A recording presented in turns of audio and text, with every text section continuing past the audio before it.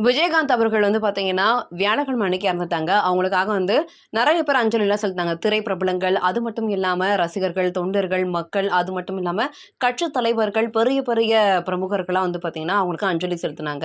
ஒரு பெரிய மக்கள் வெள்ளத்தில தான் விஜயகாந்தோட அவர்களுடைய இறுதி ஊர்வலமே நடைபெற்றது. அது மட்டும் இல்லாம நல்லபடியா அவருடைய நல்லடக்கமும் நடைபெற்றதுன்னு தான் சொல்லணும். ஒரு சந்தன பிழைக்குள்ள சமபந்தி நாயகன் அப்படின்ற அளவுக்குலாம் பெரிய பெரிய ஹானர்ஸ்லாம் அவருக்கு வந்து கிடைச்சது. அ இன்னைக்கு என்ன அப்படின்னு பார்க்கும்போது, அவருக்கு வந்து பார்த்தீங்கன்னா, அவர் அடக்கம் செஞ்ச இடத்திலேயே அவருக்கு ஒரு பெரிய க சமாதி அந்த இது வந்து பார்த்தீங்கன்னா கட்டப்படும் அப்படின்னு சொல்லியிருக்காங்க. பீச்ல பெரிய பெரிய தலைவர்களுக்கு எப்படி இருக்கோ, அதே மாரி வந்து பார்த்தீங்கன்னா, கோயம்பேட்ல இருக்கக்கூடிய தேமுதிக தலைமை அலுவலகத்திலயும் விஜயகாந்த் சாருக்காக அதே மாரி செய்யப்படும்னு சொல்லியிருக்காங்க. அது மட்டும் இல்லாம அதுவும் மக்களுடைய பார்வைக்காகவே இருக்கும். 24 மணி நேரமும் அங்க வந்து பார்த்தீங்கன்னா, தீபம்லாம் ஏற்றப்படும் அப்படின்லாம் சொல்லிட்டு அறிக்கையெல்லாம் குடுத்துருக்காங்க. நெறைய பேர் மிஸ் யூ அந்த மாரிலாம் வந்து பார்த்தீங்கன்னா, இன்னமும் சொல்லிட்டு தான் இருக்கிறாங்க. இன்னமும் அந்த தாக்கம் வந்து மக்கள விட்டு போலன்னு தான் சொல்லணும்.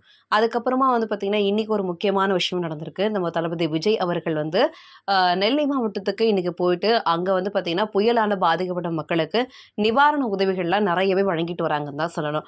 அவங்களுக்காக வந்து லைன்ல நிந்து, அவங்க கூட செல்ஃபீஸ்லாம் எடுத்து, அவங்களுக்கு நிவாரண உதவிகள தந்து, நெறைய பேர் தங்களுடைய அன்ப வந்து அப்படியே முத்துங்களா பொழியிறாங்க.